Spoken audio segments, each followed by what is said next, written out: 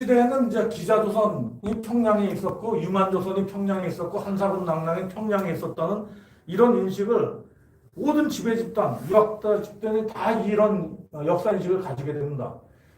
1046년 이제 그 상이란 나라가 주무왕에 의해서 멸망되고서 그때 이제 은에 있던 은이라 그러기도 하고 상이라 그러기도 하는 나라에 있던 기자라는 인물이 많은 수의 인원을 끌고 지금의 평양 일대로 와서 거기에 기자조선을 만들었습니다.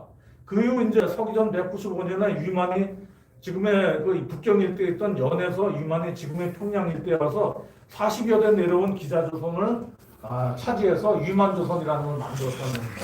그 다음에 이제 서기전 108년에 한의 무제가 그 유만조선을 멸망시키고 지금의 평양 일대에 낙랑을 세우면서 그 주위에 한사군을 설치했다.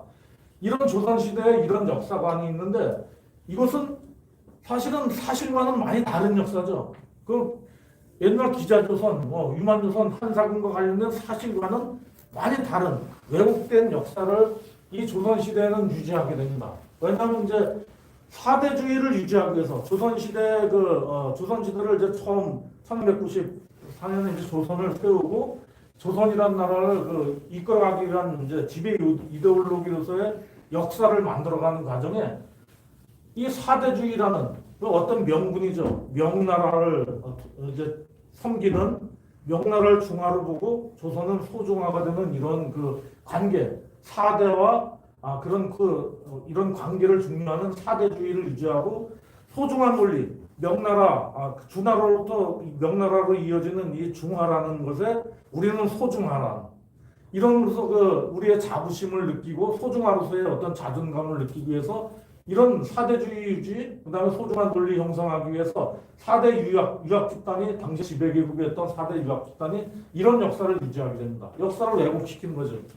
일제강점기에는 이제 기자조선 평양, 유만조선 평양, 한사군 낙랑 평양, 조선시대의 역사 논리를 그대로 가져오면서 특히 여기서는 이제 식민성을 강조하는 겁니다. 너희 조선이라는 나라는 1046년에 주무왕이 은을 멸망시켰을 때 기자라는 인물이 평양까지 와서 기자조선을 만들었고 그 다음에 이것이 40여 년 이후에 서기전 195년에 유만이 지금 북경 일대에 있던 연에서 와서 유만조선을 평양에다 만들었다. 그 다음에 이것은 서기전 108년에 한의 무제가 이 평양 일대에 유만조선을 멸망시키고 거기에 낙랑 등 사군을 설치했다는 겁니다. 그래서 이 일본의 일제 그 식민사관은 조선사를 정하는 겁니다. 뭐라고 재구성하냐면 일제 식민사관으로 재구성된 역사 속에는 첫 부분에 이 얘기를 쓰는 겁니다. 간단히 쓰고서 뭐라고 하냐면 조선이라는 나라는 역사가 있은 유사일에 단 한 번도 독립된 적이 없는 나라다. 넌 식민성을 강조해서 식민지 지배를 정당화하는 거거든. 너희들은 유사일에 한 번도 독립된 적이 없는 나라다.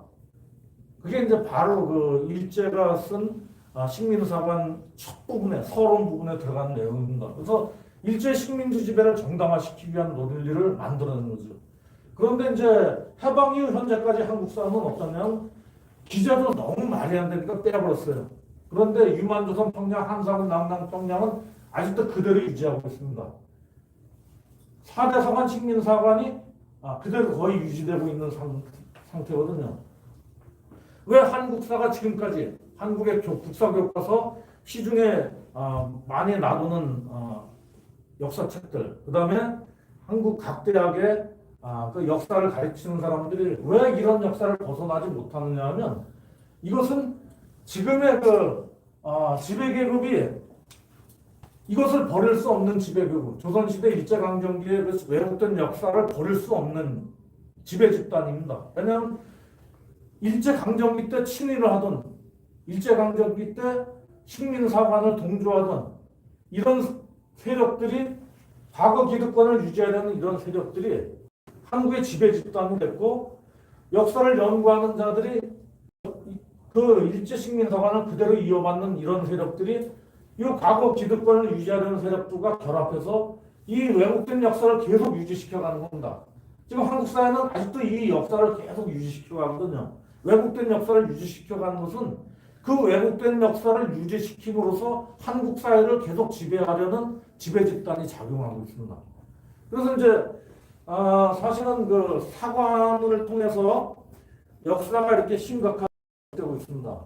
제가 2019년에 쓴 이제 고구려와 유만조선의 경계 이 책에서 이제 그런 내용을 썼습니다. 그래서 이 책에서는 이제 고구려와 유만조선의 경계라는 책에서는 유만조선의 위치, 고구려 건국년대 섭독 졸본의 위치, 평양의 위치 이런 것을 통해서 한국 고대사의 왜곡을 깨보려고 이렇게 시도를 했었죠. 그래서 이제 한국사의 역사를 연구하는 사람들은 두 부류가 있어요. 한 부류는 사대사관, 식민사관을 그대로 이은 지금의 현대의 그 한국사 체계를 계속 유지하려는 집단. 그 다음에 역사 연구자의 한 부류는 그 왜곡된 역사를 깨려는 이제 집단이 있습니다. 여기 분들은 이제 그 왜곡된 역사를 깨려는 이제 시도를 하는 분인데, 역사라는 것은 그래서 역사의 속성 자체가 왜곡을 피할 수 없습니다. 지금 우리가 쓰는 어떤 역사도 그 역사적 사실, 과거의 역사적 사실을 그대로 반영하고 있지 못하거든요. 그래서 중국의 유명한 학자 펑여우라는 그의 책에서 이 펑여우란이라는 사람은 뭐 철학가이기도 하고 역사가이기도 한데 우리 사실은 이제 중국 뭐 문제점이 많죠. 그런데 중국은 이 학문에 있어서 중국은 대가들이 있습니다. 대가들이 있어요. 이 펑여우란 뭐 이런 사람도 대가라고 할 수 있어요. 아주 깊은 안목을 가지고 역사 철학적인 얘기를 해주는 겁니다. 한국의 이 학계는 대가가 없어요. 특히 한국 역사학계는 대가가 없어요. 이 역사학계 내에 대가가 없는데 역사학계에선 자기들이 대가로 치는 사람이 있어요. 이병도. 이병도라는 인물인데 한국 역사학 서울대 뭐 이런 그 인맥들은 이병도를 뭐라 그러냐면 역사학의 태두라 그래요. 태두. 역사학의 아주 그냥 큰 인물. 역사학의 태두라 그래서 이게 대가라고 치는 겁니다. 그런데 사실 그 이병도의 책들을 다 보면 이거 그냥 옛날에 그 조선시대 일제 식민지식이 그 뺏겨놓은 초등학교 수준밖에 안 되거든요. 전혀 새로운 관점이 없고 그냥 신의 관점을 뺏겨 쓰는 이런 것들을 시도하고 있습니다. 그래서 이 펑여우란은 어떻게 얘기했냐면 본래 역사는 사실로 존재하는 본래의 역사는 객관적 존재이며 역사가에 의해 서술된 역사는 주관적 인식이다.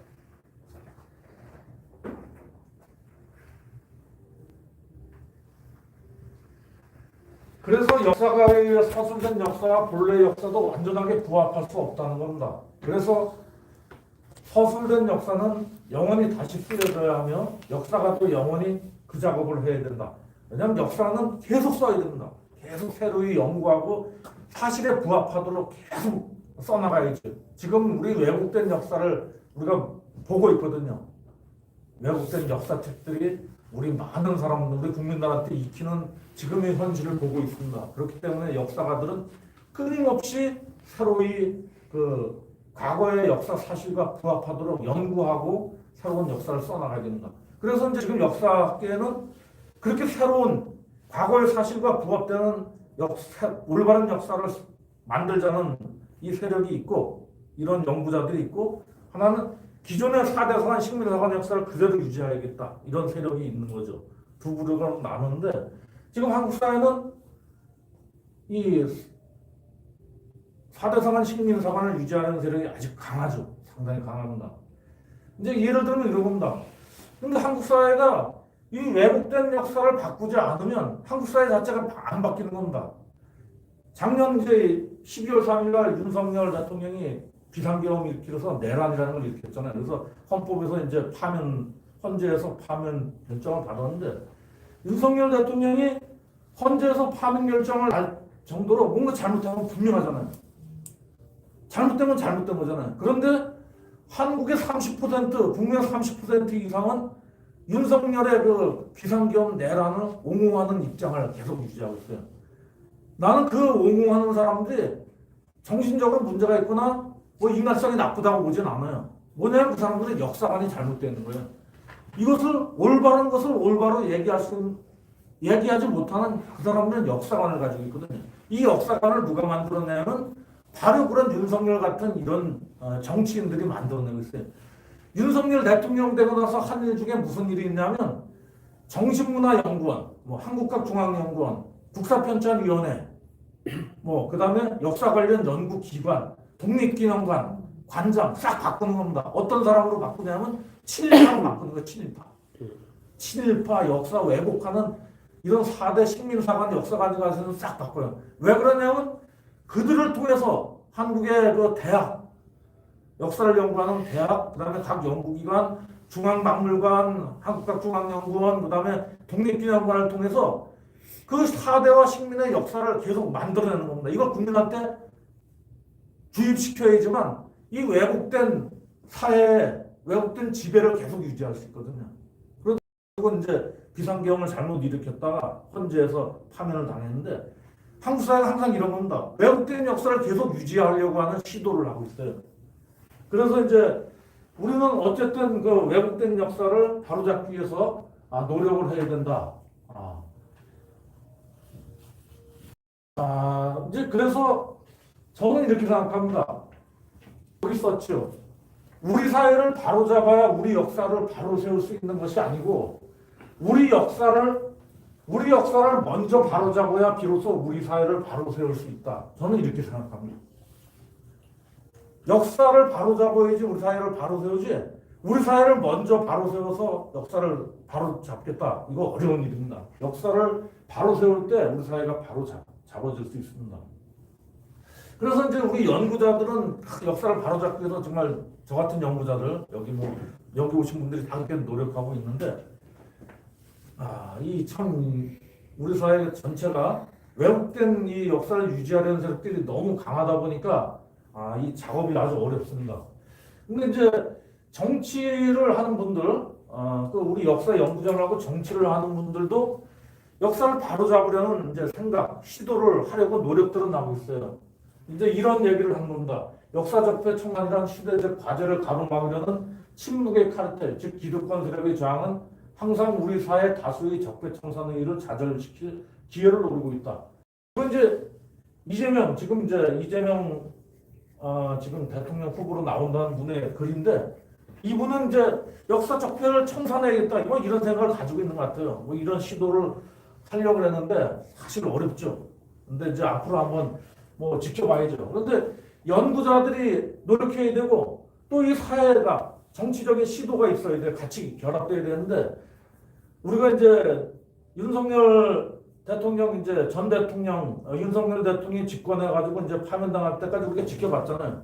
대통령 되고 나서 국사편찬위원장 무슨 한국학연구원 그다음에 박물관, 중앙박물관, 독립기념원장 싹 이상한 친일파로 갈았잖아요.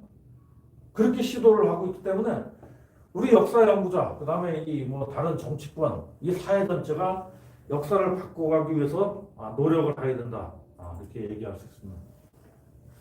그래서 이제 지금까지 한 얘기는 이제 앞으로 할 얘기를 위해서 여진금, 음능무길 말갈 발해 여진금의 역사를 올바로 검토하기 위해서 이제 서론으로 했습니다. 그래서 기존의 그 잘못된 역사 서술을 바로 잡아보려는 관점으로 우리 민족사에서의 음능물길 말갈 발해 여진 금의 역사를 이제 한번 검토해 보려 합니다. 이 이제 음능물길 말갈 발해 여진 금의 역사 있지 않습니까? 이거 한국 사회에 제대로 알려져 있지 않아요, 사실은. 한국 사회가 한국의 역사 연구자들 이 음능물길 말갈 발해 여진 금 특히 이제 발해 연구자는 좀 있어요. 그렇지만 음능물길 말갈 여진 금 관련 연구자는 많지가 않습니다. 다 우리 한국사 연구하는 사람들은 발해는 소수, 고구려 소수. 제가 고구려로 박사학위를 받았을 때 한국사에 고구려로 박사학위 받은 사람 한 10명 됐나요? 10명 정도 됐어요. 이거 김용만 박사님 고구려사로 박사학위 받았는데 그때 한 10명 됐어요. 임기환 교수 무슨 김용만 박사 나 그다음에 또 누구 또 있어서 한 10명 됐어요. 지금도 거의 안 나와요. 박사 배출이 안 돼요. 그러니까 신라 연구, 조선 연구, 무슨 고려 연구, 이제 근대사 연구를 하는 거죠. 그렇기 때문에 이 역사들 잘 연구가 안 돼 있어요. 그렇기 때문에 왜곡된 관점으로 이 역사를 지금 보고 있습니다. 그래서 우리는 오늘은 한번 올바른 관점으로 한번 이 역사를 한번 살펴본 시간을 갖겠습니다. 이제 우리가 이 올바른 역사로 음루에서 시작된 역사를 보기 위해서는 4대사 식민사학 이런 논리를 먼저 극복해야 되거든요. 이 4대사학 식민사학을 극복하기 위해서는 주체 설정을 바로해야 돼요. 우리가 이제 역사를 쓸 때 주체를, 우리 한국사는 우리 한국의 주체가 있어야 되는, 한국사의 주체가 있어야 되는 거죠.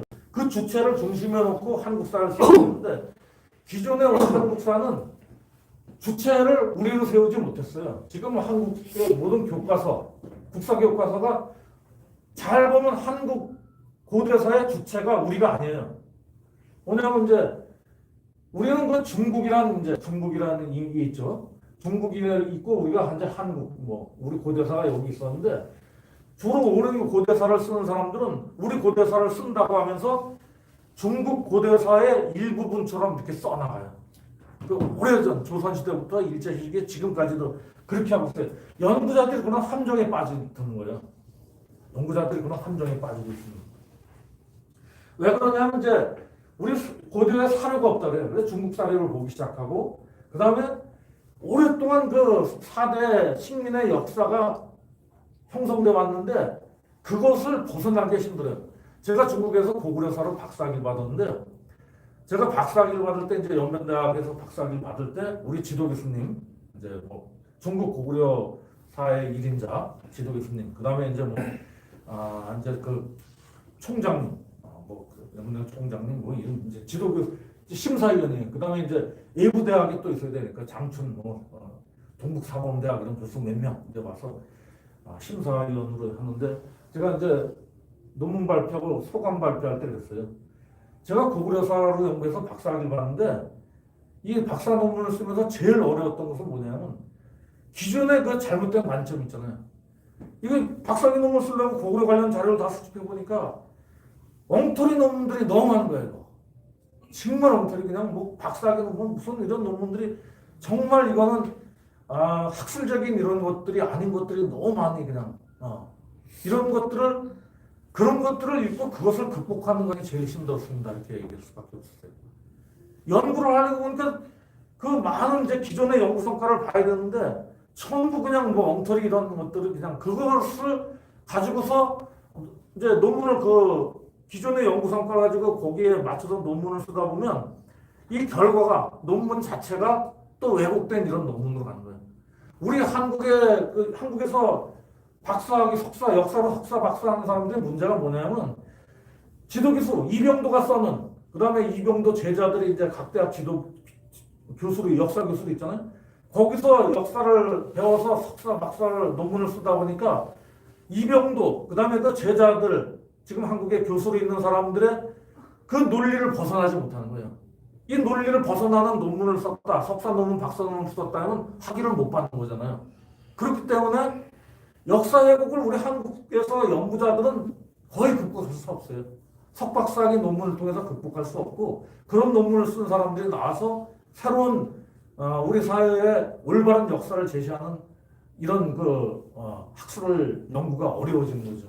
그래서 이제 우리 고대사를 서술할 때 우리를 중심에 세운 이런 이제 역사를 세워야 된다.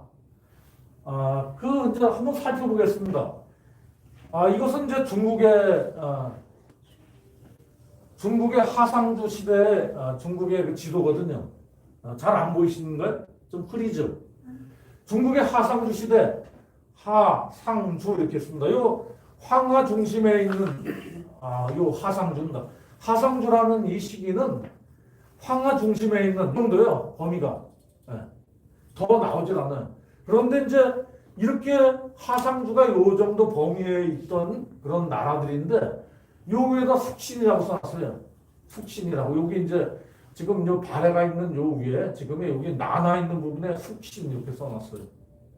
그런데 이제 우리가 지난 국가강좌 2025년 제1회 강좌에서 얘기했죠. 중국에서는 이제 음루 이전에 이 동북에 숙신이라는 이제 종족이 있었는데 이 숙신이 이쪽에 있었다는 거예요. 이쪽에 있었는데 지금은 여기서 이제 음누가 나와서 물길, 발해 뭐 이렇게 말갈로 이어졌다 이렇게 얘기하는데 중국에 이제 이게 당비양의 그 중국 역사 지도집에는 하상주가 여기 있고 숙신은 여기 있다 그러나요. 이게 사실은 숙신은 이거 가짜거든요. 숙신은 여기 있었어요, 사실은. 역사적 숙신은 산동반도에 있었거든요. 그런데 이제 이걸 이쪽으로 놓으면서 이제 이쪽을 이제 중국에 고대로부터 하상주 시기부터 이쪽 동북이 숙신이라는 여기 숙신이 있음으로써 동북이 하상주 시대부터 중국의 그 영향을 받는 중국의 예속된 지역이었다. 중국의 영향권이었다. 이런 논리를 만들어간 거거든요. 그 다음에 이제 이게 하나라 시기입니다. 하나라 시기, 여기 이제 하나라가 이렇게 돼 있었고, 그 다음에 이제, 상이란 나라입니다. 상이란 나라가 여기에, 사실은 그 황하 일대이죠. 황하 일대에 이렇게 있었어요. 그 다음에 이제 여기 또 숙신이라고 여기다 그려놔요. 이렇게. 숙신.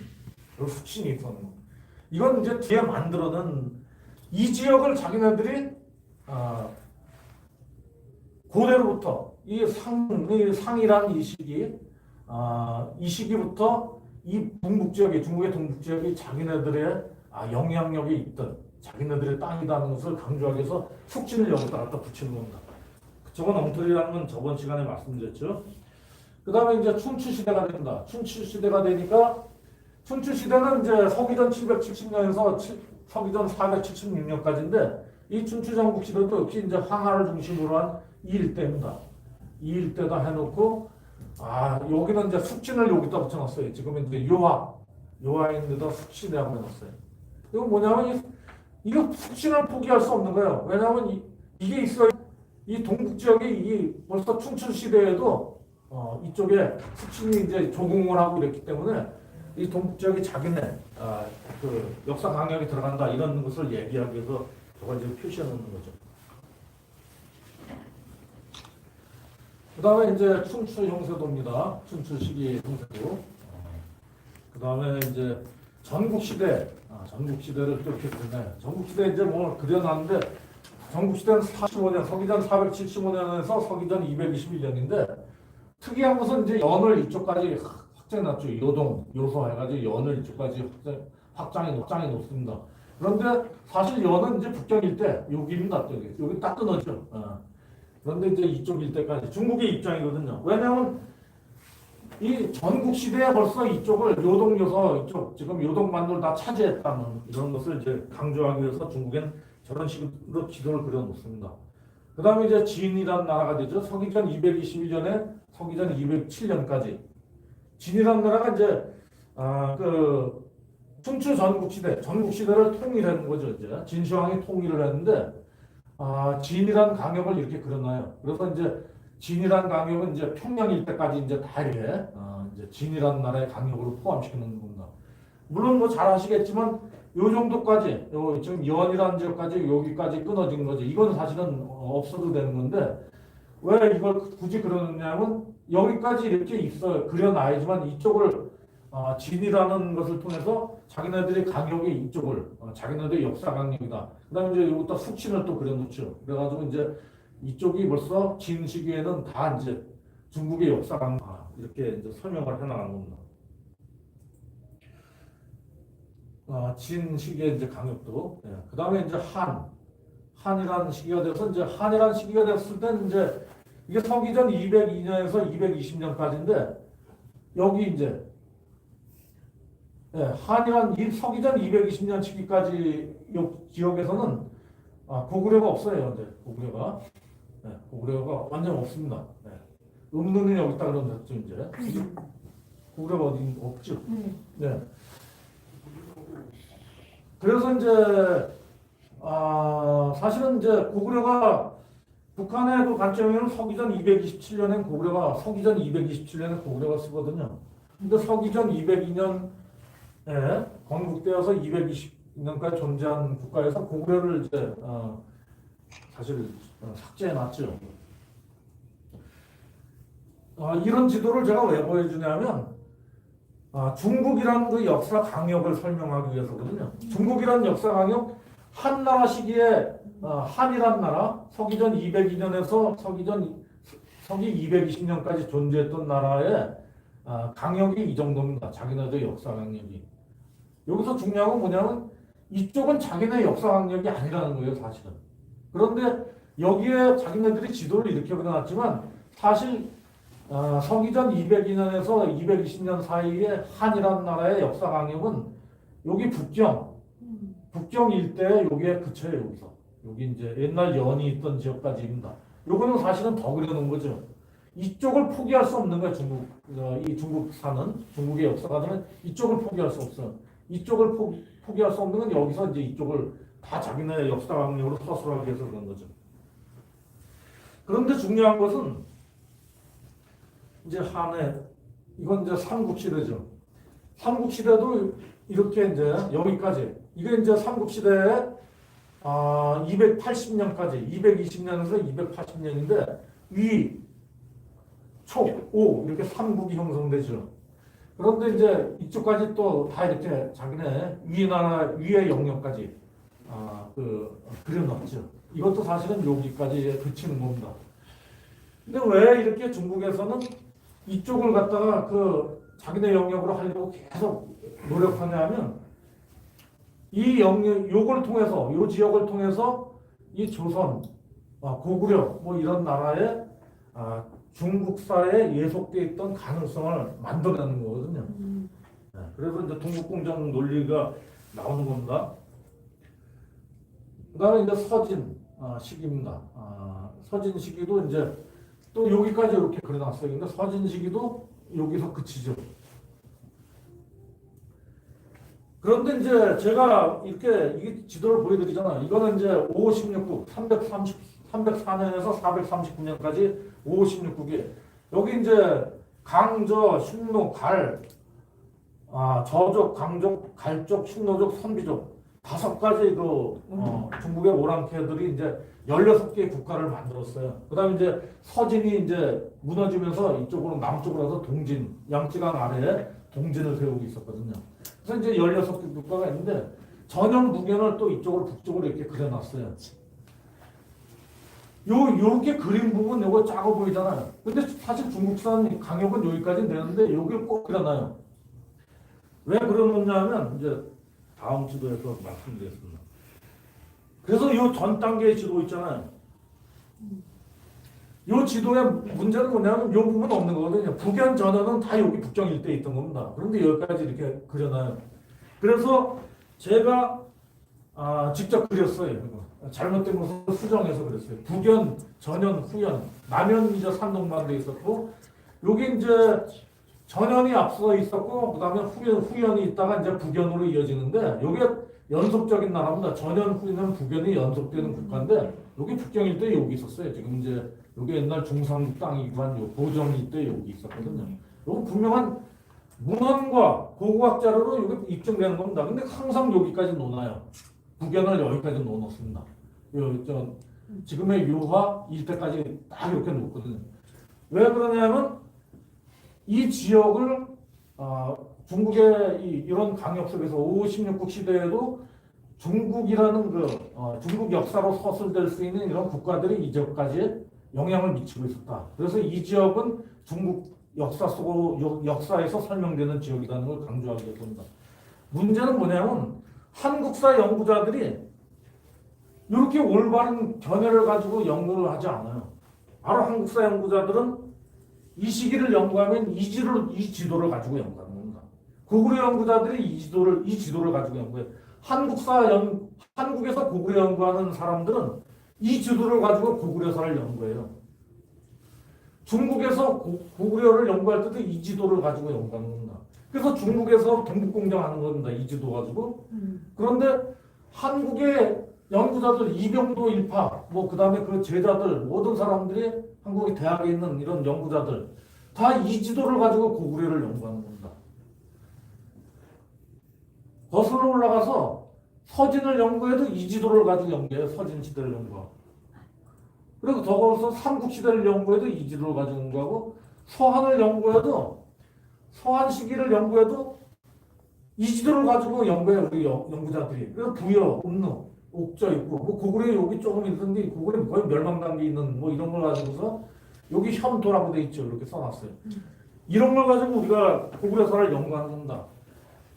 그러니까 뭐냐면 우리의 역사를 우리의 관점을 가지고 우리를 주체로 세워서 연구하지 않는다는 거예요. 중국의 지도를 가지고 우리의 역사를 연구하는 겁니다.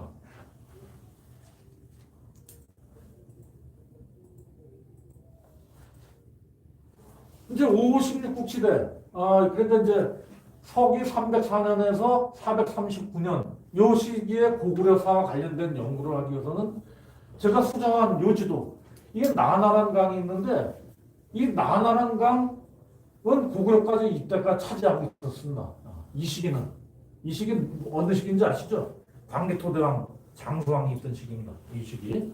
여기 광개토왕 장수왕의 시기예요. 그래서 여기 나나 이때 여기까지 고구려의 강역으로 봐야 되는데 이 한국의 고구려사 연구자들은 올바른 지도 가지고 연구 안 한다는 거 아시죠? 한국의 연구자들은 고구려 연구자들은 이 지도 북연이 여기까지 차지한 고구려 이 439년까지는 이 광개토대왕이 돌아가신 게 412년이거든요. 광개토대왕 장수왕의 시기인데 이 유화선까지 고구려가 있었다. 그리고 북연이 여기 지금 이쪽에 대릉하 일대까지 차지하고 있었다. 이런 지도를 가지고 한국의 고구려사 연구자들, 한국의 역사 연구자들은 이 지도를 가지고 연구합니다. 중국 지도를 가지고 연구해요. 아니 한국사 연구자들은 우리를 중심에 세운 이런 지도를 가지고 올바로 만들어서 연구해야 되지 않는가 이런 겁니다. 그래서 지금까지 말씀드린 건 뭐냐면 우리 한국사 연구자들은 한국에서 이 역사 연구자들은 중국의 중국사의 한 부분처럼 우리 역사를 연구하고 있다. 지금 이게 아주 일반적인 얘기입니다. 그래서 한국사가 계속 왜곡될 수밖에 없다. 이런 얘기를 말씀드렸습니다. 그런데 이제 사실은 이제 방금 전에 여기서 살펴봤지요. 5, 16국 시기대 장수왕, 고구려 광개토왕 장수왕의 시기예요. 장수왕의 시기에 이제 우리가 고구려가 한창 강성했을 시기에 나나 유적까지 우리가 차지했었습니다. 이쪽에서 선비 지역까지 광개토대왕이 선비를 공격하러 가잖아요. 선비를 공격하러 가고 막 이러잖아요. 그런 이제 시기인데 광개토대왕이 지금 북경에 있던 북연도 공격하고 이랬었거든요. 그런 식인데 이제 우리 이런 지도를 가지고 올바른 지도를 가지고 연구해야 됩니다. 그런데 이제 사실은 방금 전에 그 지도에서 봤죠.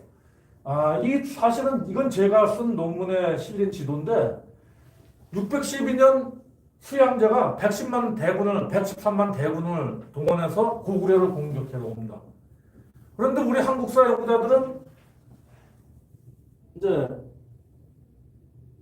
방금 전에 이런 지도가 아니고 뭐 이런 지도 비슷한 걸 가지고 이제 북연이 여기까지 차지하고 있었고 그래서 여기서 이제 여기 수나라가 들어서서 수양제가 공격해 오면 여기서부터 공격해야 되니까 이거 자기네 영토예요. 그러니까 여기서 공격해야 되니까 이쪽 평양을 공격하는 걸로 알고 있어요. 그렇게 서술하는 거지 역사를. 고구려 요만한 고구려 여기서 평양 공격하는 거죠. 그런데 실제로 사실은 그게 아닌 거죠.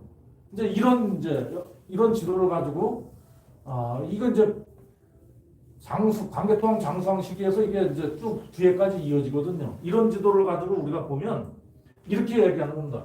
612년에 수양자가 113만 대군을 이끌고 고구려를 공격했을 때 고구려의 평양성은 지금의 그 요양에 있었습니다. 유화라는 강이 있죠. 이게 당시 압록수였는데 여기에 이제 평양성이 있었고 고구려 첫독 졸본이 여기 이제 의군산 일대에 있었고 그 다음에 이제 수양제 대군이 북경에 있는 임사궁에서 제사 지내고 출발하는 겁니다. 그래서 처음에 요동성에서 요화를 건너 요동성을 만나게 되죠. 그래서 여기서 치열한 전투를 벌여서 요동성을 함락시키지 못합니다. 끝내. 그래서 수서라는 책이 이제 수나라의 역사를 기록한 책인데 수란 나라가 멸망하고 얼마 안 된 시점에 이 수서란 책이 나와요. 수나라의 역사를 적은 책이 나오는데 수서의 기재 너무 상세히 기록됐어요. 그래서 수서를 잘 분석하면 이런 지도가 나와요. 여기서 이제 우리 한국의 기존의 역사가들은 어떻게 했냐면 여기까지 다 수나라가 이제 뭐 여기까지 차지하고 있어요. 그렇기 때문에 여기서 수가 이제 여기서 임사궁에서 출발해서 이제 쫙 와서 공격하는 건 여기 평양을 공격하는 겁니다. 근데 612년 당시에 지금의 평양에는 장안성이 있었어요. 장안성. 586년에 옮긴 장안성이 여기 있습니다. 평양성은 여기 있었죠. 그래서 수서를 분석해 보면 결론은 어떻게 나오냐면 올바른 역사는 임사궁에서 수양대 군대가 출발해서까지 오는데 이 거리 얼마 안 되잖아요. 엄청 시간이 걸려요. 고대 항군 속도가 굉장히 늦습니다. 의외로.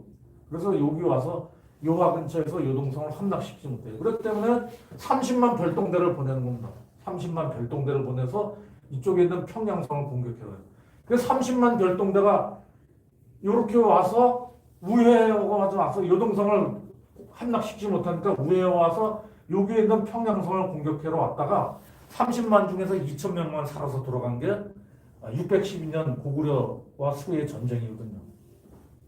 그런데 여기 요동성에서 요동성 함락시키지 못하고 왜 30만 별동대가 우회해가지고 와서 고생하다가 2,000명만 돌아갔냐 하면 이게 이제 바로 고대 사회에 극복할 수 없는 어떤 자연 환경이라는 거거든요. 이제 이 지도는 작년에 우리가 선비 고란, 동호 선비 고란 지역을 갔을 때 활용했던 지도인데요. 이 지도를 한번 보고서 말씀드리겠습니다. 여기 이제 지금의 산해관이 여기 있고, 여기 나나라는 강이 흘러요. 산해관이 여기 있으면 지금 나나라는 강이 이렇게 흘러요. 그리고 나나라는 강이 이렇게 흐르고, 그 다음에 연산산맥이라고 쭉 있어요. 그 다음에 여기는 칠루도산이라는 게 있고, 여기는 누르오르산이라는 게 있고, 의무르산이라는 게 있어요. 그래서 이제 지금도 중국에서는 심양에서 이제 출발해서 이쪽으로 북경까지 가는 도로가 하나 있어요. 북경까지 연결되는 도로가 있어요. 이게 심양에서 북경까지 가는 도로, 101번 도로, 중국에서 101번 도로라고 부르는 도로거든요. 이 101번 도로가 고대 사회에 북경에서 심양 쪽으로 이어지는 아주 주요 도로입니다. 지금도 아주 유용한 도로예요. 그런데 만약 조선시대에 연나라로 가는 이제 국경으로 사신을 가는 사람 있잖아요. 박지원, 열하일기 박지원. 그 사람들이 사신으로 갈 때도 압록강을 건너가지고 요양을 거쳐, 심양 거쳐. 그래서 여기서 요하를 건너가지고 여기 이제 의무르산 여기를 지나서 북진 지나서 의주 거쳐서 이쪽으로 해서 나나 여기 산해관을 거쳐서 나나를 건너서 여기 쭉 가서 북경으로 해서 이제 이쪽으로 넘어가서 여기 이제 열하까지 가는 이런 노정을 하거든요. 지금도 이 길이 아주 중요한 길인데 고대에도 마찬가지였어요. 고대 북경 쪽에서 이쪽으로 진출하기 위해서는 이 길이 있었어요. 이 길.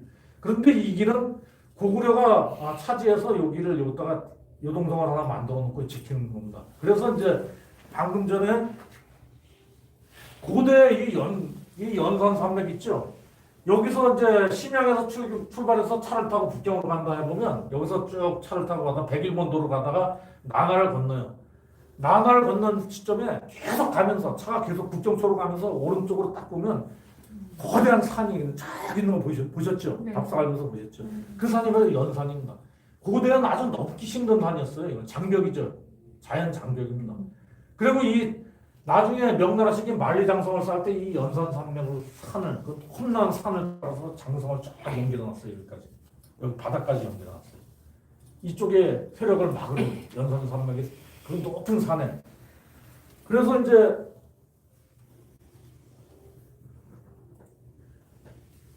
여기서 이제 백만대군이 와가지고 여기서 이쪽으로 가려더니 연산산맥을 쫙 가로막고 이게 이제 당신 요수인데 이게 지금은 남하죠. 요수가 여기 있었는데 요수 연산산맥이 가로막고 있어요. 여기 요동성이 있는데 요걸 못 뚫은 거예요. 그래서 이제 별동대를 일로 돌리는데 별동대를 왜 일로 돌렸냐면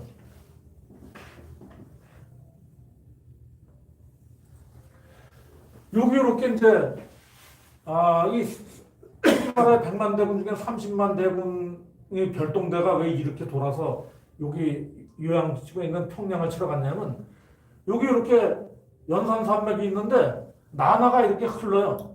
그 여기 연산산맥하고 나나하고 만나는 지점이 있어요.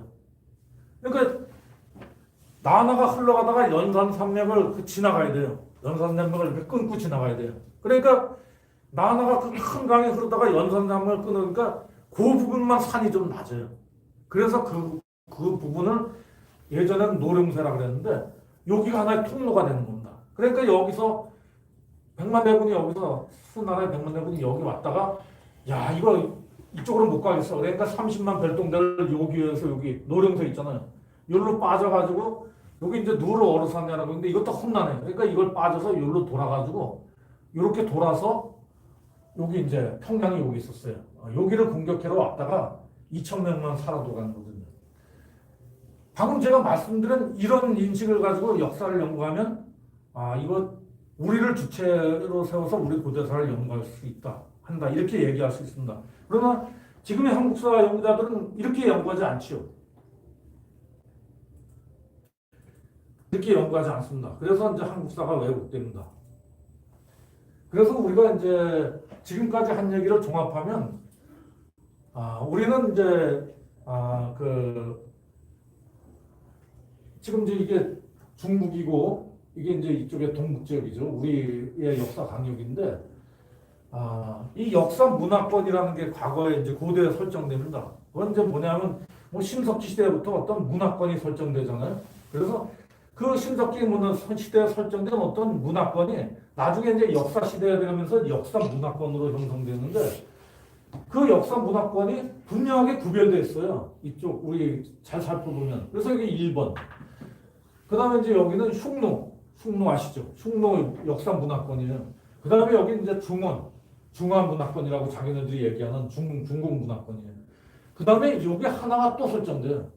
이게 바로 뭐냐면 이쪽 부여 고구려로 이었던 하나인데 이거를 뭐 어떤 이름을 붙여야 되는데 아직 우리 역사계가 이 이름을 못 붙였어요.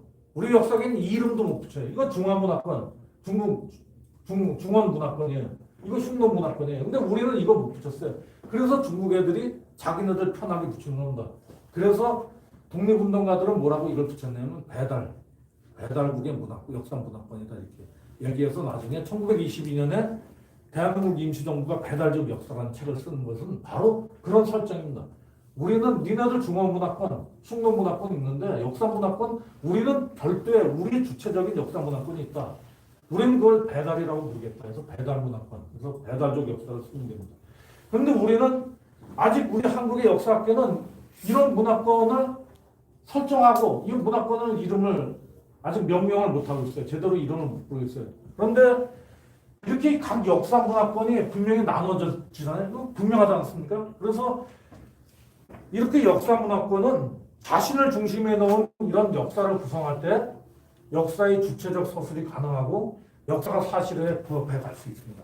그래서 우리는 이제 이런 역사 문화권을 이해하고 그에 맞는 우리의 역사를 서술하기 위해 노력해야 된다.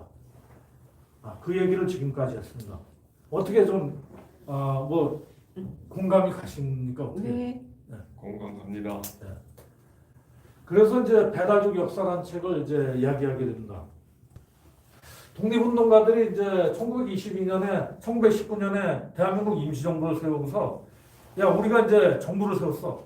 대한민국 정부를 새로 세웠으니까 우리 과거의 식민사 그다음에 4대 사학에 툭 벗어난 대한민국 임시정부 우리 주체적인 독립된 국가의 대한민국 그다음에 자주적인 그다음에 민주적인 그다음에 우리의 자존을 지키는 역사를 한번 만들어보자 당연히 생각했어요. 그래서 독립운동가들은 이런 문화권을 생각하는 겁니다. 그래서 이 문화권을 설정해서 이 문화권은 배달족의 문화권이다. 그래가지고 배달적 역사라는 책을 쓰게 됩니다. 얼마나 훌륭한 설정입니까? 이 독립운동가들이 그 시도를 한 겁니다. 대한민국 임시정부에서 가능했던 일이에요. 1922년에 배달적 역사라는 책을 배달적 교과서라는 이름으로 출간을 했어요.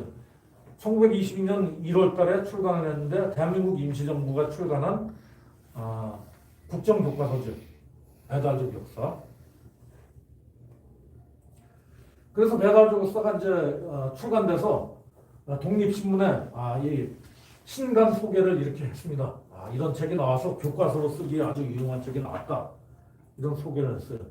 그래서 이제 1922년 1월 달에 대한민국 임시정부에서 만든 이 출간한 배달적 역사, 역사 교과서로 만든 배달적 역사는 우리 역사에서 사대와 식민의 역사를 완전하게 극복하고 자주와 독립의 원칙을 완전하게 실현한 최초의 민족사 서술 교과서다.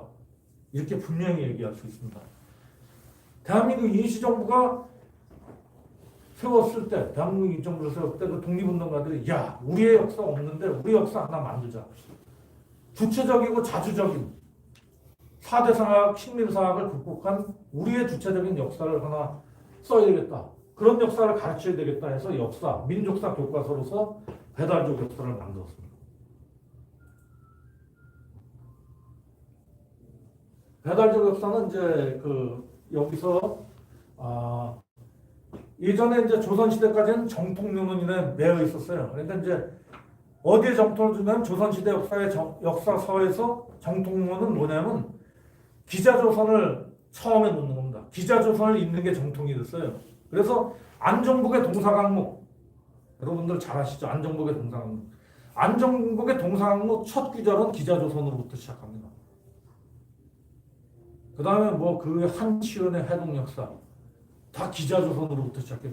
정통을 기자에 두는 겁니다. 기자로부터 우리가 이렇게 문명화됐다.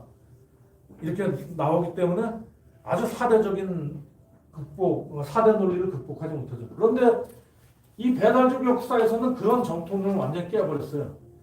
기자가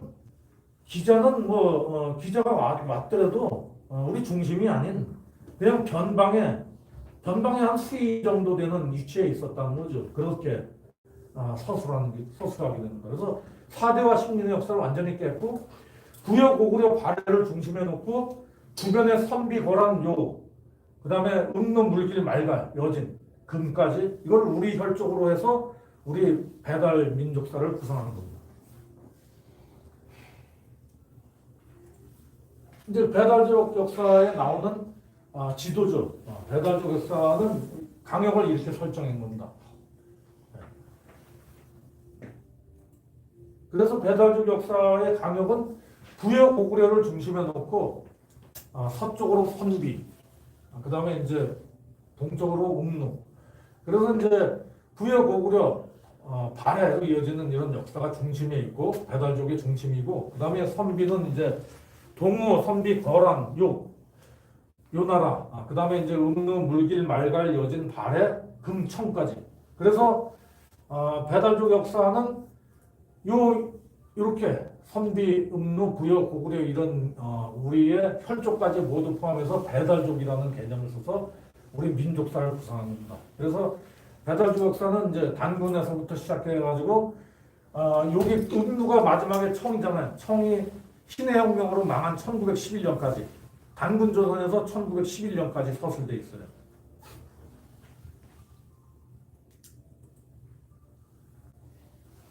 그래서 이제 이 얘기 지난 시간에 한 얘기인데 여기서 한 가지 더 말씀드리고 가겠습니다.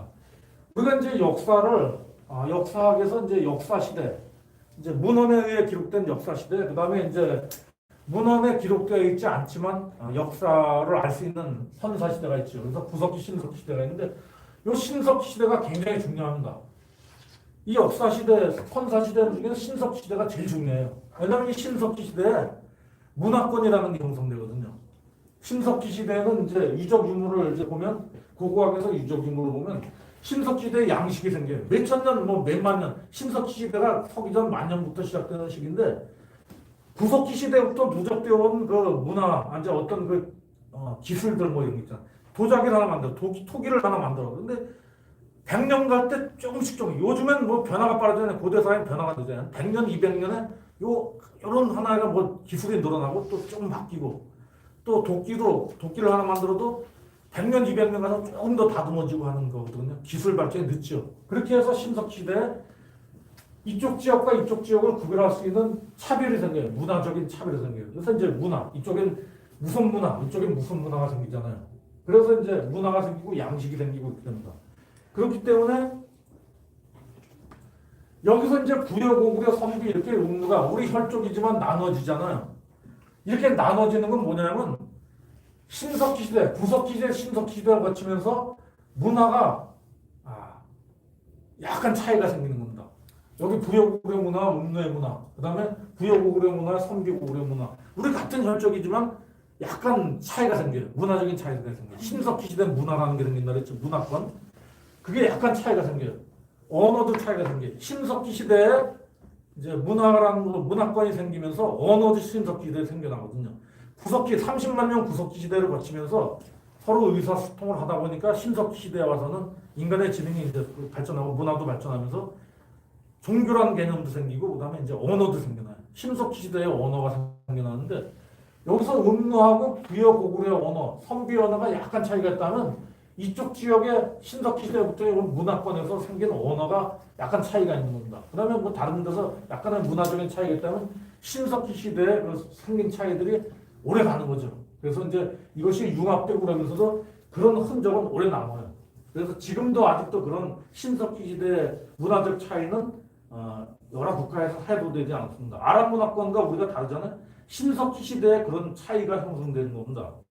그래서 이제 대충 이제 그렇게 문화의 차이가 생기면서 저기 아까 그 사진에서요 지도 그 써놓은 거 삼천국 저기 뭐인가요? 글 써놓은 게 예, 그게 이제 배달 신국 삼천 단부도 삼천 단부 삼천 개의 그 단부 삼천 개의 단부를 뿌려서 이제 이 배달국이 시작됐다고 이제 그 요거 사실은 이런 배달 신국 삼천 단부도는 대종교에서 사실은 대종교에서 기원한 이 역사 얘기인가. 근데 그 삼천 단부도라고 쓴 이유가 뭐가 있나요? 예, 그게 이제 이 대종교의 문헌 중에 이제 단근교 5대 종교 포명사라는 문헌이 있거든요. 단근교 표명사가 있고 단근교 5대 종교 포명사가 있어요. 거기에 이제 왜 5대 종교를 포명해야 되는가 이유를 쭉 설명하면서 그 역사, 단근 신앙의 우리의 신교의 역사를 서술하는 과정에 배달 신국이라는 배달국이 나오고 거기 이제 이 신의 나라죠. 배달 신국이 나온 거예요. 근데 이제 단군이 처음에 삼천 단부로다가 우리 국가를 시작했다는 겁니다. 그거는 이제 뭐냐면 삼국유사에 나오죠. 삼국유사에도 삼천이라는 개의 숫자가 나오거든요. 그래서 이제 삼천 단부 그렇게 많은 무리로서 우리의 국가가 시작됐다 그래서 그걸 이제 거기서 이 용어는 사실 나왔습니다. 초기 단군교에서 대중교에서 나온 용어입니다. 그래서 이제 이 문화권이 좀 이제 방금 말씀드렸죠. 이제 부여고구려, 선비, 음루, 그다음 부곡조 이제 이렇게 문화권이 좀 다르죠. 그래서 이제 부여, 음루하고 고구려, 선비, 부여 뭐 이거 좀 약간 차이가 있죠. 그래서 부여, 고구려가 언어가 같고 문화가 거의 같다. 근데 부곡조는 일찍이 고구려에 통합돼서 융합돼 가지고 이제 거의 뭐 같은 수준으로 됐고 음루는 이제 어떻게 됐냐면 280년에 고구려가 음루를 이제 통합합니다. 음루를 통합해요. 280년에 어떤 일이 있었냐면 280년이라는 건 이제 이쪽 중국 역사에서는 삼국이 통일된 해가 280년이에요. 삼국이 위초고 삼국이 통일된 해가 280년입니다. 위란 나라가 이제 삼국을 다 통일하죠. 그런 나라가 280년인데 그때 280년에 이쪽에서는 고구려가 음루 통합하게 돼요.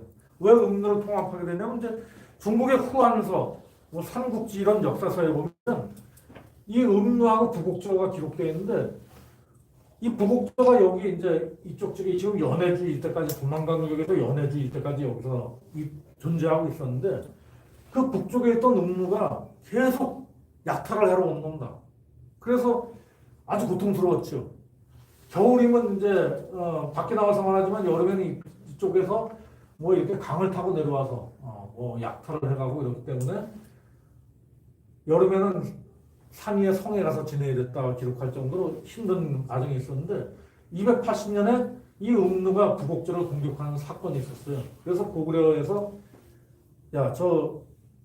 이제 부곡조는 이건 뭐 벌써 서기 전에 고구려에 통합돼 있었거든요.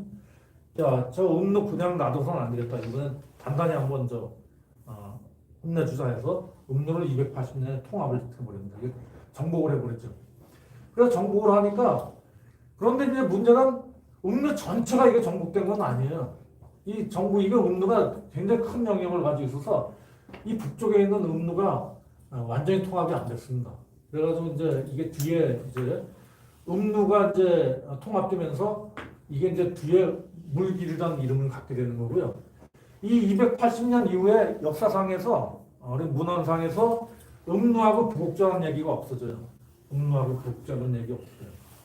그런데 이제 뭐 김용만 박사님 이런 역사하는 사람들은 잘 알아요. 진서라는 책에 280년 이후에도 음노 기록이 조금 나와요. 몇 개가 나와요. 그런데 이 진서라는 책에 음노란 기록이 나오는 것은 진서라는 책의 속성입니다. 진서라는 책은 진이란 나라 있잖아요. 진이란 나라가 이게 서기 400년 그 시대까지 있었는데 진서를 쓴 거는 640에서 644년에서 646년에 방현령이라는 사람에 의해서 편집이 됐는데 진서를 아주 뒤에 당나라 시기에 이걸 쓴 거예요. 그러면서 이 책 저 책을 막 편집을 해놨고 그래서 사실관계에 오류가 좀 있습니다. 그래서 이제 음노에 대한 얘기는 다른 사서에는 사라지고 부곡자 얘기도 사라집니다. 그래서 280년에 고구려가 음노를 통합하면서 음노와 부곡자가 일정 정도 통합과 융합의 과정을 거치게 됐다. 이렇게 볼 수 있습니다. 그리고 이쪽에 통합이 안 됐던 더 북쪽의 세력들이 나중에 물길이라는 이름으로 역사에 등장하게 됩니다. 그런데 이제 494년에 어떤 일이 있었냐면 이쪽에 이제 음노가 물길로 변해서 이제 494년 무렵에도 활동을 하게 되는데 494년 무렵에 음노가 부여를 공격하게 돼요. 군사적으로 압박하게 됩니다.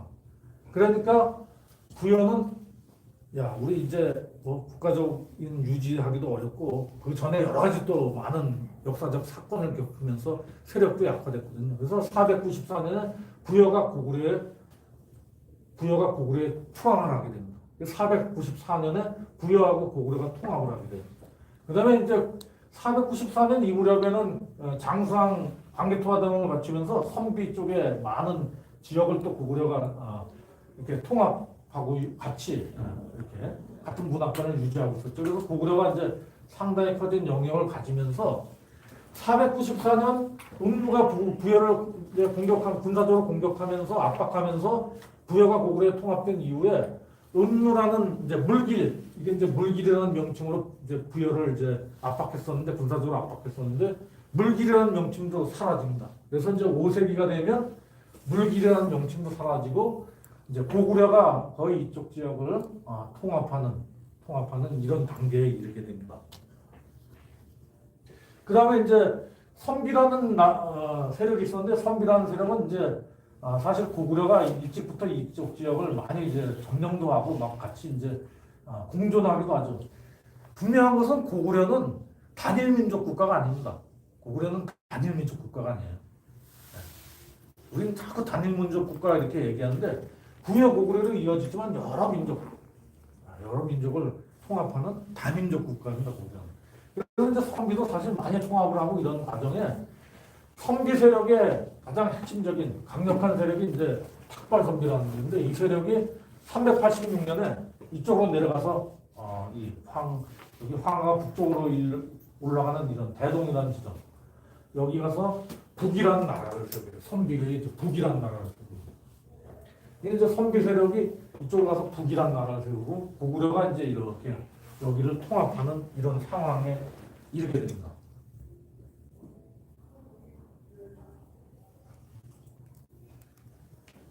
그래서 이제 방금 전에 이제 그 물길이 이제 494년에 이제 그 물길이 서쪽에 있던 지금의 이제 하얼빈 이쪽 일대에 있던 부여를 이제 압박하면서 결국 부여가 고구려에 투항하면서 이제 그 고구려가 이쪽 지역을 거의 통합하는 이런 상황을 상황이 마련됩니다.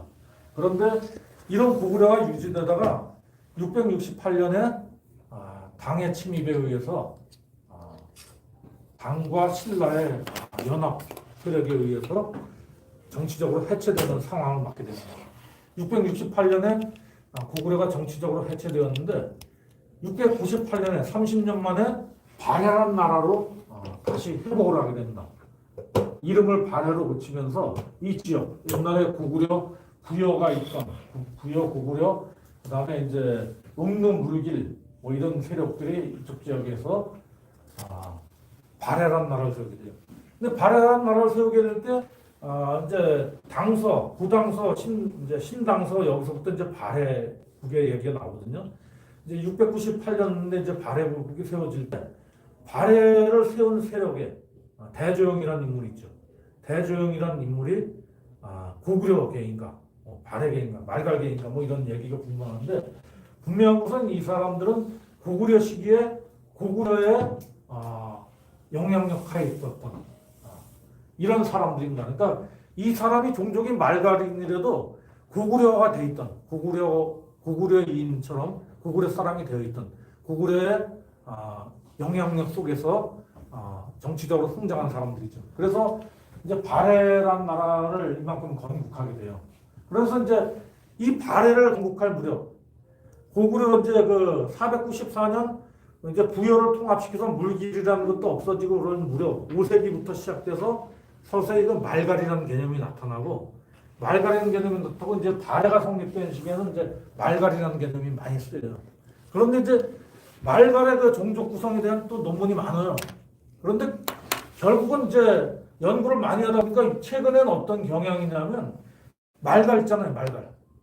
말갈은 이 발해의 중심 세력이 고구려인데 이 지역이 고구려 지역 아닙니까? 그래서 이제 고구려인들이 많이 있었고 고구려의 지배 계층이 많이 있었는데 고구려가 멸망될 때 인구 중에서 한 20만 정도를 당에서 잡아가지고 저쪽 이제 끌고 갔어요. 이제 강제로 이주를 시키고 나머지는 이쪽 지역에 계속 있었는데 이 사람들이 이제 이 발해 건국의 주축이 됐죠. 그런데 이제 발해를 세우고 나는데 발해 연구를 많이 해보면 지배층은 거의 자기네들 출장, 자기네들이 어느 뭐에서 그 기원했냐를 고구려에서 찾거든요. 그런데 거기에 말갈이라는 사람들이 나오는데 말갈은 이제 7개 부로 나눠져 있다고 이렇게 얘기해요.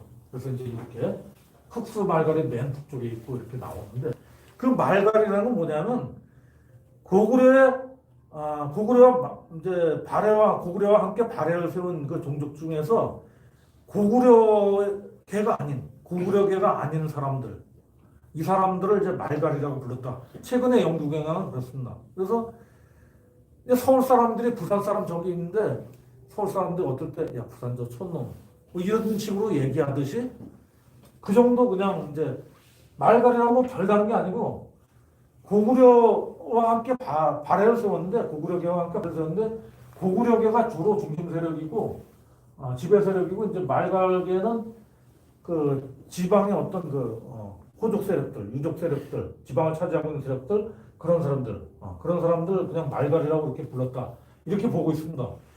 이제 그런데 이쪽 지역 말갈 발해 단계에도 그렇고 부여 단계, 고구려 단계 잘 아시죠? 이쪽 중원에 있는 사람들이 참 이해하기가 어려운 겁니다.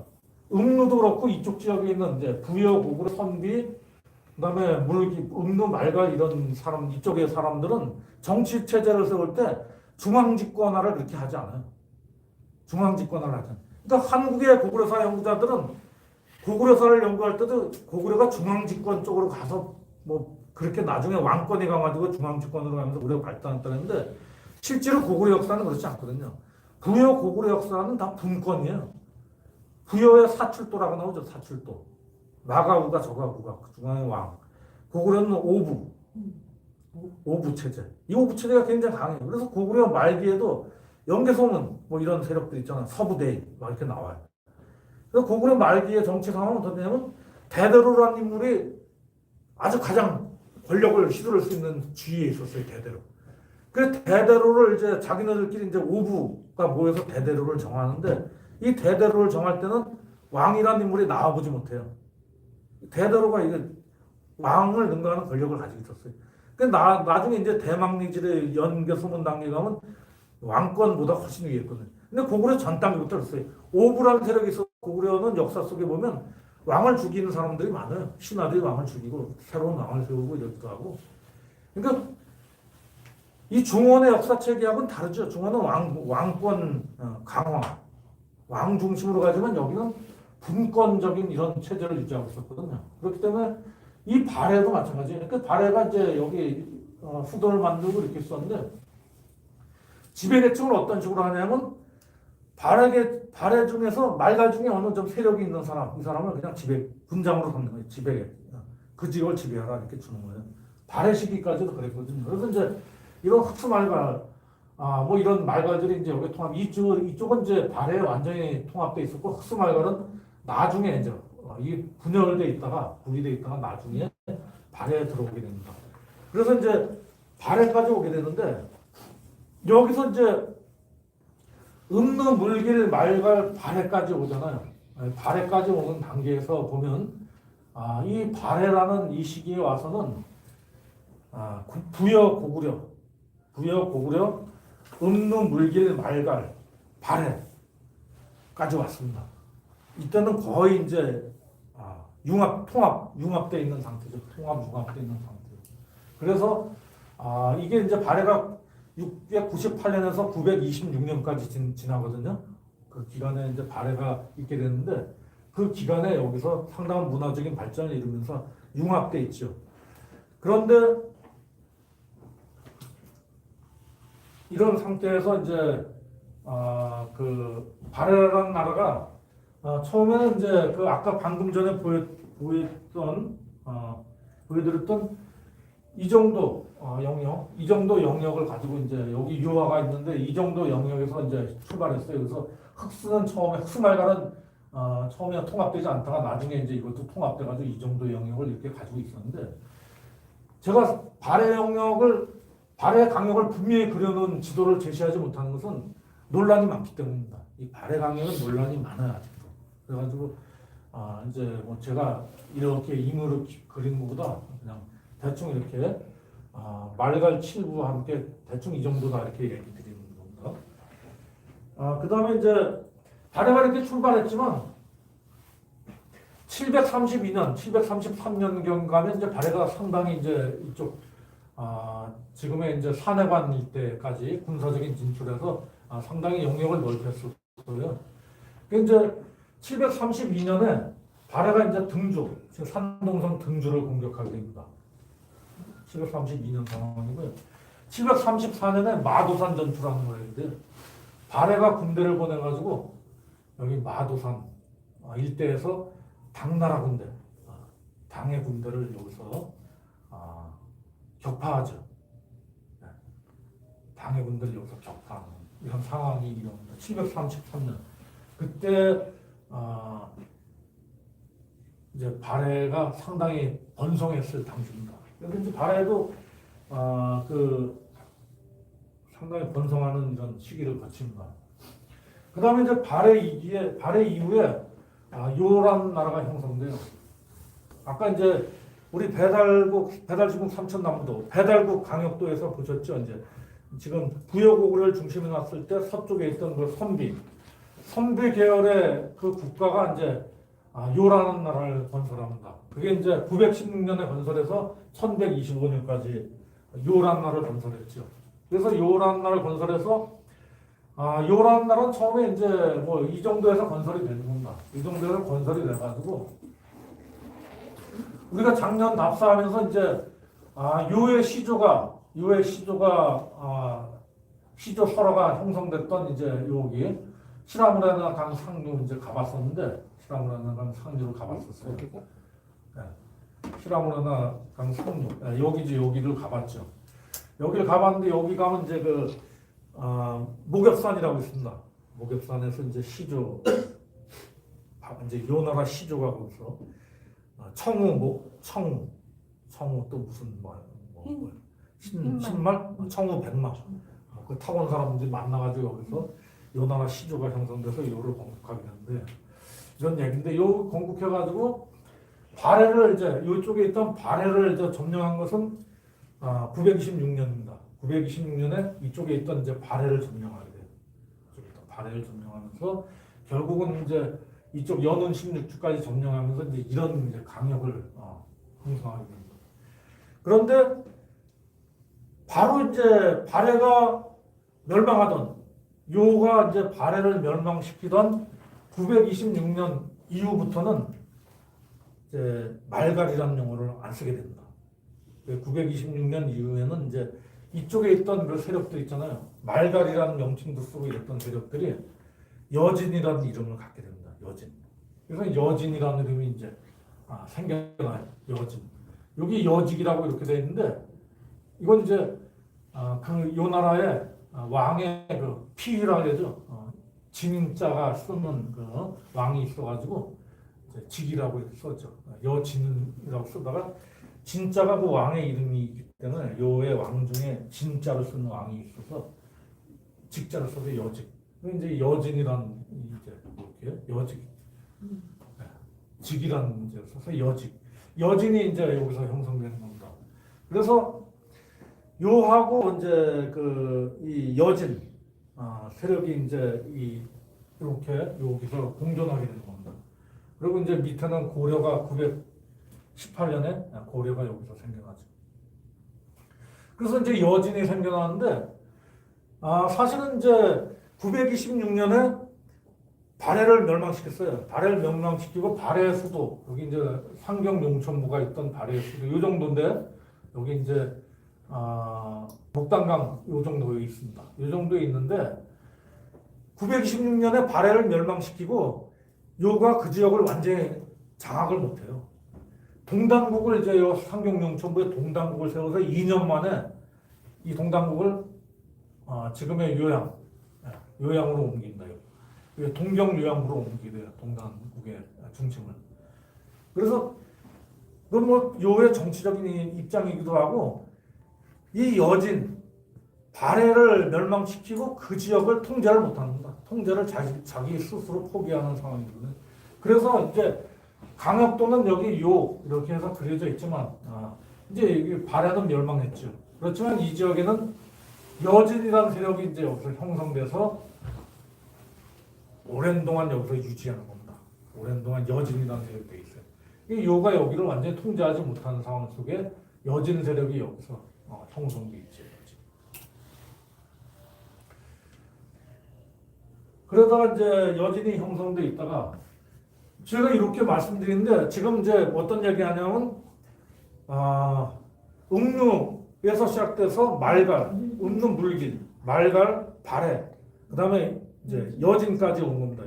여진이 여기서 형성돼요. 여진이 926년 요에 의해서 발해가 멸망된 이후에 그 당시까지 쓰던 고구려 말갈 뭐 이런 개념이 아닌 이제 여진이라는 개념을 쓰게 돼요.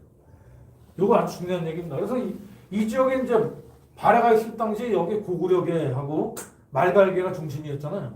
여기 고구려 말갈계들이 여진이라는 이름을 쓰게 되는 겁니다. 여기 있던 고구려계 말갈계들이 다 여진이라는 이름을 쓰게 돼요.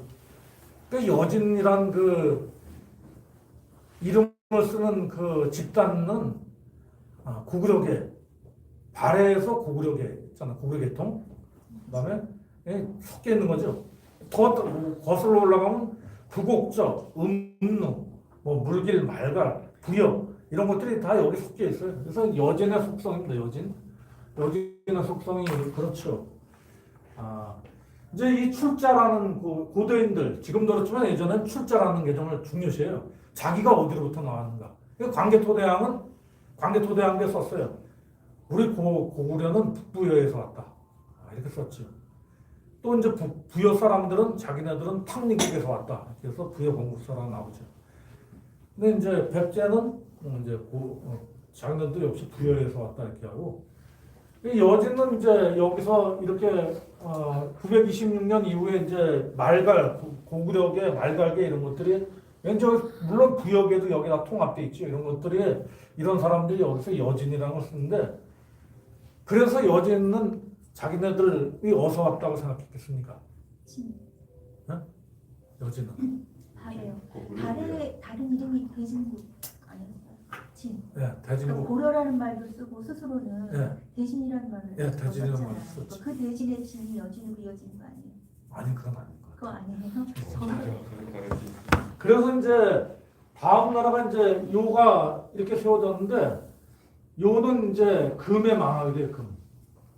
금이 이제 1115년에 요건 이제 우리가 5월 2일 날 답사를 가잖아요. 답사 갈 때 그 금에 여기 상경 여기 이제 가게 됩니다. 요 아성이라는 지역에서 이제 금이 생겨나게 돼요. 하얼빈 옆에 있는데 여기 이제 아성이라는 지역에 금이 건국된 1115년에 금이 여기서 건국을 하게 돼요. 금 아골타라는 인물이 이제 금을 건국하게 돼요. 여기가 이제 아성이라는 지역 금이 건국된 지역 첫 도읍인데 여기 보면 이제 여기는 예전에는 부여권과 음루권이 만나는 지점이에요. 여기가. 그런 지역인데 거기에 이제 고대 사회에는 그랬는데 거기서 이제 1115년에 아골타가 이제 금이란 나라를 설립하게 됩니다. 세우게 되는데 금은 이제 자기네가 어디서 왔나? 이제 금의 역사를 적은 금사라는 책이 있죠. 금사 첫 부분에 나오는 겁니다. 금의 사람들이 자기는 어디서 왔나를 거기 적었는데 자기네 나라는 예전 시조가 한보라는 인물인데 그 사람은 고려에서 왔다 이렇게 써놨습니다.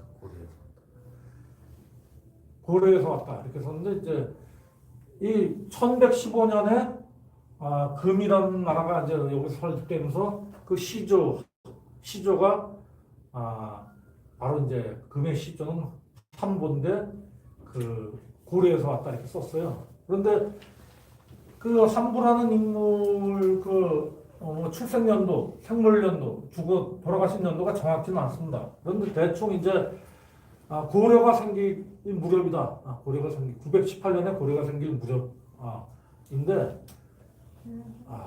그 시조, 금시조 한보에 대해서도 그 사람의 그 사람이 고려 사람인가, 어떤 사람인가 하는 것도 논문이 많습니다. 논문이 몇 편 돼요. 아주 논쟁 중입니다. 그런데 제 생각에는 이제 이 사람이 하여간 이쪽 지역에서 지금의 압록강, 두만강이 있대 어느 지역에서 간 사람 같아요. 제가 볼 때는 그쪽 지역에서 대충 갔는데 자기의 출신을 고려로 얘기했.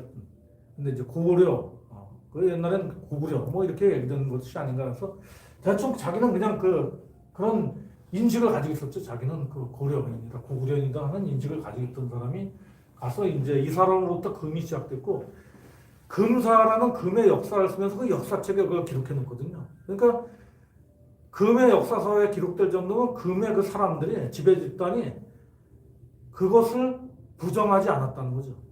자기네들이 시조가 고려로서 왔다는 걸 부정하지 않았다는 거죠.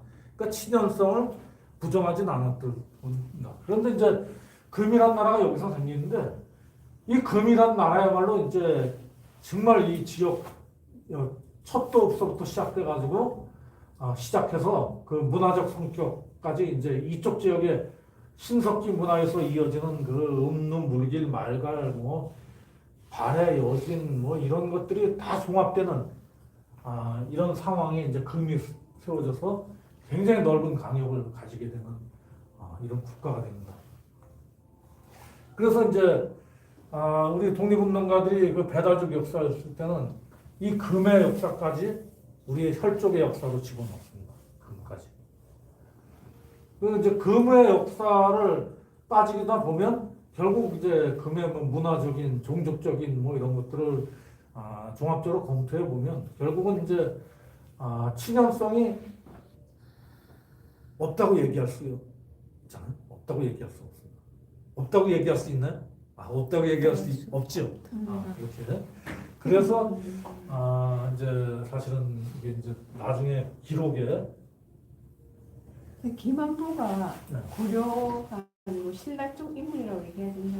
두 가지 기록이 다 있어요. 네, 그런 여러 가지가 있는데 이제 책이 다릅니다. 속막구 문제 그런 책에서 신라로 얘기하는데 신라가 이제 교회 수학할 때 네, 신라설은 좀 이제 저기 가능성이 좀 작아요. 신라설. 왜냐면 이제 918년에 신라가 세워지는데 이제 고려가 918년 고려가 세워지죠. 네. 고려가 세워지는데 이제 이 북쪽에 이제 여기 이제 그 고구려 후예들이 있었잖아요. 그 이제 나중에 그 후고구려를 세우게 된 이제 왕건 위영들이 여기 있었는데 신라 그건 이제 나중에 뭐 청구된 얘기인데 지금 이제 그거에 대해서는 이제 학계에서 논란이 많습니다.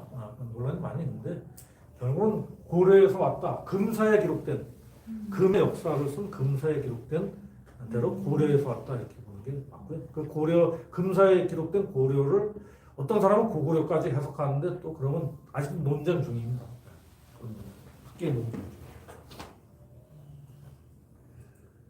그 다음에 이제 청이란 나라가 세워지죠. 청이란 나라가 세워져요. 청은 이제 청이란 나라가 처음 세워지는 건 이제 여기 압록강 중류 일대, 지금 환인에서 가까운 신빈이라는 데 아라혁투성에서 이제 세워지게 되죠. 거기서 이제 누르하치가 이제 여기 압록강에서 가까운 압록강 중류 일대 환인, 신빈 여기 일대에서 세워가지고 결국은 지금 이제 심양 쪽으로 갔다가 이제 북경 쪽으로 가게 됩니다. 그래서 이 청이란 나라는 1616년에 이제 후금이라는 이름으로 건국됐다가 이제 1644년에 이제 사내반을 넘어서 이쪽을 중원 대륙을 이제 차지하게 됩니다. 그래서 이제 청이란 이름으로 고치면서 그 중국 역사상 가장 넓은 강역을 이제 확보한 나라죠. 이게 이제 청나라 군대가 이름을 이제 청으로 고치고서 이제 이 산해관을 넘어가지고 들어가는 겁니다. 이제 사실 전투를 치르죠. 이때도 이제 뭐 이렇게 우회해가지고 이제 공격해서 들어가서 이제 결국은 청이란 나라를 이제 건설하게 됩니다. 그래서 지금까지 이제 이렇게 우리 음루에서 시작되는 역사를 살펴봤습니다. 그래서 이제 이 배달적 역사라는 책에서 1922년 대한민국 임시정부가 출간한 배달적 역사라는 책에서 주요한 이제 중심은 이제 부여, 고구려, 발해, 고려, 조선으로 이어지는 이것을 이제 부여, 고구려를 주족으로 설정했고, 그 다음에 이제 음루, 선비, 음루에서 물길, 말갈, 여진, 금청, 그 다음에 이제 선비에서 거란, 요로 이어지는 요 세 개의 민족을 같은 혈족으로 설정해서 같은 혈족으로 이렇게 인식해서 이것을 역사, 민족사 속에 넣어서 배달적 역사라는 민족사를 이제 형성하게 됩니다. 그래서 이제 우리가 5월 2일부터 답사한 지역이 이번에는 이제 요 지역입니다. 요 지역.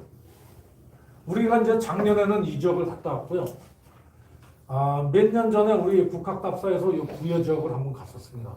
부여 지역을 갔는데 이 부여 지역을 우리가 그때 사실 그렇게 좀 자세히 좀 보지는 못했어요. 그래서 부여는 우리가 국학연구소 차원에서 국학답사로다 다시 한번 조직할 필요가 있다 이렇게 생각합니다. 언제 시간이 되면 뜻을 모아서 부여 답사는 다시 한번 해봐야겠다. 다시 한번 이렇게 시도해봐야겠다 생각하고요. 금년에는 이제 이번 5월달에는 우리 국학연구소에서 이 답사를 조직했습니다. 여기 답사를 안 가신 분들도 계시는데 5월달에 이제 우리가 5월 2일부터 5월 6일까지 이 지역을 한번 답사하면서 살펴볼 겁니다. 답사를 하면서 이제 많은 얘기를 이제 우리가 나눌 겁니다. 현재 가서 한국 고대사에서 이 역사, 음릉일길 말과 여진 금청으로 이어지는 이 역사는 한국 고대사에서 어떤 의미가 있는가? 한국 고대사가 이 역사에 어떤 영향을 미쳤는가? 상호 검토를 한번 해볼 필요가 있습니다. 그래서 이제 제가 오늘 처음 이제 이 얘기를 시작할 때 그런 말씀을 드렸잖아요. 우리 한국 고대사는 우리를 중심에 놓고 연구해야 된다. 우리를 중심으로 놓고 주체적으로 연구할 때 역사 사실과 부합되는 연구를 해낼 수 있다. 우리를 중심에 세울 때 어떻게 중심에 세워야 되는가? 독립운동가들은 배달적 역사 문화권을 생각해서 그 배달적 역사 문화권으로서 배달적 역사라는 걸 서술했거든요. 그 배달적 역사 속에 들어있는 한 요 지역을 이번에 이제 가보게 됩니다. 그런데 실질적으로 우리가 작년에 선비고란 요 지역을 갔다 왔는데 많은 느낌들이 있었습니다. 이번에 갈 지역에서도 이제 뭐 어떤 좋은 새로운 생각들을 발견해낼 텐데요. 결국은 음릉, 물길, 말갈, 여진 여기 이제 발해가 들어가 있는데 말갈 단계에 발해가 들어가 있죠. 여진은 결국 발해를 잇는 거거든요. 여진은 발해를 이어요 사실은. 여기 말갈 단계 발해잖아요. 그래서 음릉, 물길, 말갈 그리고 음릉은 고구려에 통합돼 있었고 나중에 이 물길과 함께 또 고구려에 통합돼 가지고 구여와도 통합되고 이렇게 다 통합되거든요. 그래서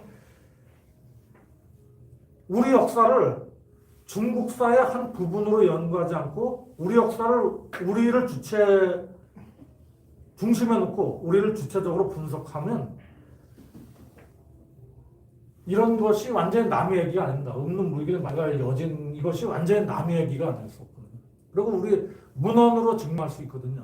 그렇기 때문에 지금 이제 2025년 상황에서도 우리가 그 배달적 역사라는 책을 한번 주목해 볼 필요가 있다. 독립운동가들이 1922년에 배달적 역사라는 역사 교과서를 상해 임시정부에서 만들어냈는데 그 의미를 한번 다시 살펴봐야 된다. 그 의미를 살펴볼 때 우리를 중심에 놓는 주체적인 이런 사관을 가지고 한번 살펴보면 상당히 의미 있는 발견들을 해낼 수 있다. 이렇게 생각합니다. 자세한 뭐 이 얘기들은 앞으로 시간을 두고 또 여기에 계신 분들이 뭐 다 이 분야의 전문적인 식견들을 가지고 계시니까 제가 그냥 대략적인 이런 말씀만 할 수밖에 없습니다. 그리고 시간이 어떻게 되는지 모르겠습니다. 15분 남았습니다. 15분 남았습니까? 질문? 너무 길게 이렇게 짧게 하려고 했는데 또 길게 됐습니다. 네, 죄송합니다. 이제 제 얘기는 여기까지 하고요. 이제 오신 분들, 뭐 여기 다 역사에 뭐 박사님들이시니까 좋은 제 얘기에 부족한 점, 지적할 점 지적해 주시고요. 또 이렇게 좋은 의견 좀 말씀해 주십시오. 10분간 이렇게 의견을 나누겠습니다. 네, 감사합니다. 저번에 배달적 역사를 무슨 책을 저기 요약을 했다고 그랬던 것 같은데.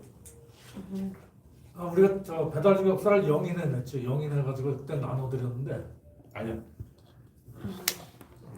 신단민 사님 말씀하시는 거예요? 예, 그 책을 네. 요약을 했. 그냥 우리가 영인이라고 이렇게 그대로 원본처럼 이렇게 만들어 가지고요. 책을 하나 묶었었습니다. 그래서 작년에 학술회의록에 하면서 나눠드렸죠. 아니 저기 배달적 역사 책을 배달적 역사에가 신단민 사를 약간 요약해서 정리했으니까 이런 그래요? 연구들이 그렇게 배달적 역사 신단민사를 요약했다. 그런 점에 말씀하시는 거예요. 신단 네. 네. 신단 민사를 요약하는. 아닙니다. 그건 아니고요. 그렇게 배달적 역사 주장하시는 거예요. 신단민사를 요약한 건 아니고 이제 배달적 역사가 먼저 출간이 됩니다. 이게 1922년에 나오고요.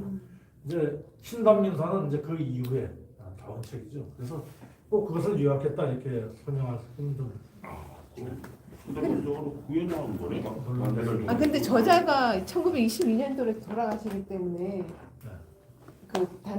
김조원 부분이 1923년에 들어갔잖아요. 대종교의